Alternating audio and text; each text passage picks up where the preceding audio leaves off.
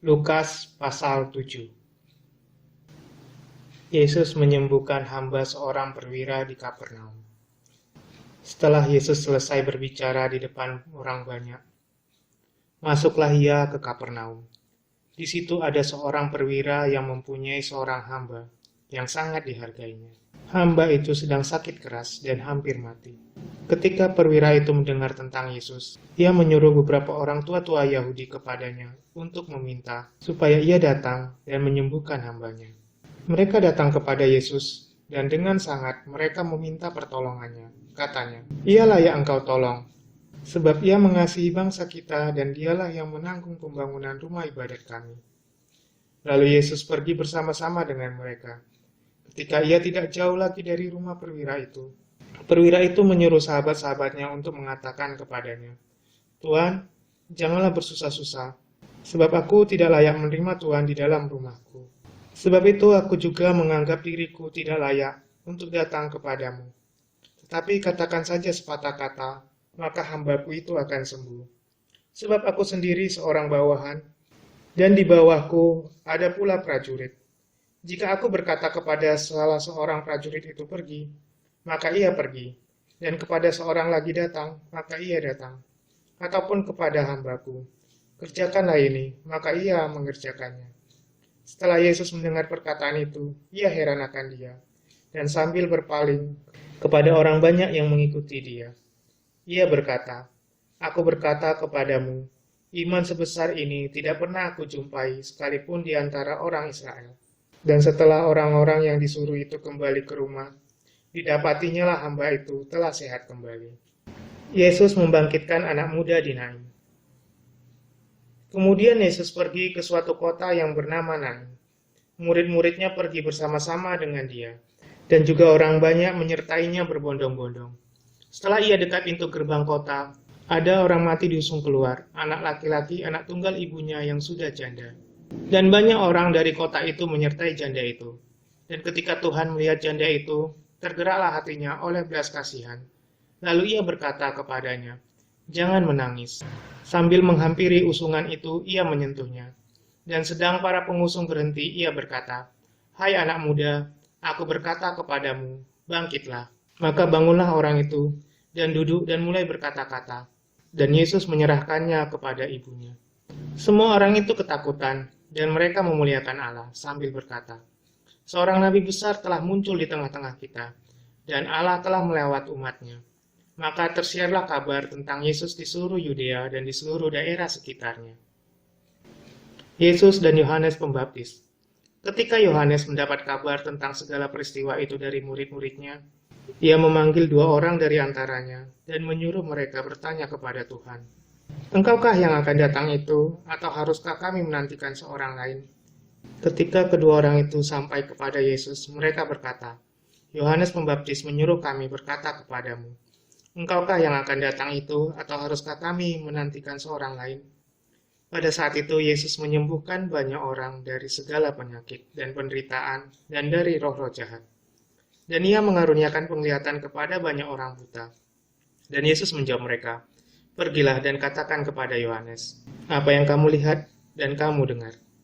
Orang buta melihat, orang lumpuh berjalan, orang kusta menjadi tahir, orang tuli mendengar, orang mati dibangkitkan, dan kepada orang miskin diberitakan kabar baik. Dan berbahagialah orang yang tidak menjadi kecewa dan menolak aku. Setelah suruhan Yohanes itu pergi, mulailah Yesus berbicara kepada orang banyak itu tentang Yohanes. "Untuk apakah kamu pergi ke padang gurun? Melihat bulu yang digoyangkan angin kian kemari? Atau untuk apakah kamu pergi? Melihat orang yang berpakaian halus? Orang yang berpakaian indah dan yang hidup mewah, tempatnya di istana raja. Jadi untuk apakah kamu pergi? Melihat nabi? Benar. Dan aku berkata kepadamu, bahkan lebih daripada nabi. Karena tentang dia ada tertulis, lihatlah, aku menyuruh utusanku mendahului kamu. Ia akan mempersiapkan jalanmu di hadapanmu. Aku berkata kepadamu, di antara mereka yang dilahirkan oleh perempuan tidak ada seorang pun yang lebih besar daripada Yohanes. Namun yang terkecil dalam kerajaan Allah lebih besar daripadanya." Seluruh orang banyak yang mendengar perkataannya, termasuk para pemungut cukai, mengakui kebenaran Allah. Karena mereka telah memberi diri dibaptis oleh Yohanes. Tetapi orang-orang Farisi dan ahli-ahli Taurat menolak maksud Allah terhadap diri mereka, karena mereka tidak mau dibaptis oleh Yohanes. Kata Yesus, "Dengan apakah akan kuumpamakan orang-orang dari angkatan ini, dan dengan apakah mereka itu sama? Mereka itu seumpama anak-anak yang duduk di pasar dan saling menyerukan, 'Kami meniup seruling bagimu, tetapi kamu tidak menari. Kami menyanyikan kidung duka, tetapi kamu tidak menangis.' Karena Yohanes Pembaptis datang, ia tidak makan roti dan tidak minum anggur. Dan kamu berkata, ia kerasukan setan. Kemudian Anak Manusia datang, ia makan dan minum, dan kamu berkata, lihatlah, ia seorang pelahap dan peminum, sahabat pemungut cukai dan orang berdosa. Tetapi hikmat dibenarkan oleh semua orang yang menerimanya." Yesus diurapi oleh perempuan berdosa.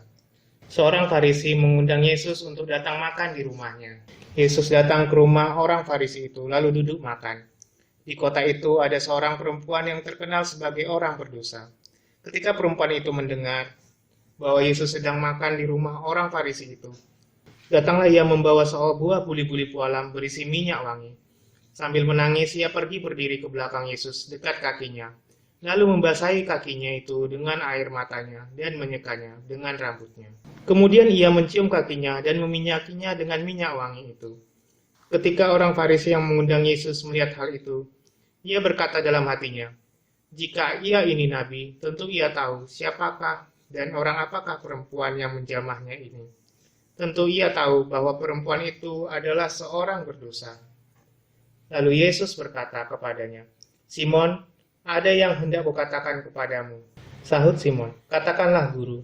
Ada dua orang yang berhutang kepada seorang pelepas uang. Yang seorang berhutang 500 dinar, yang lain 50.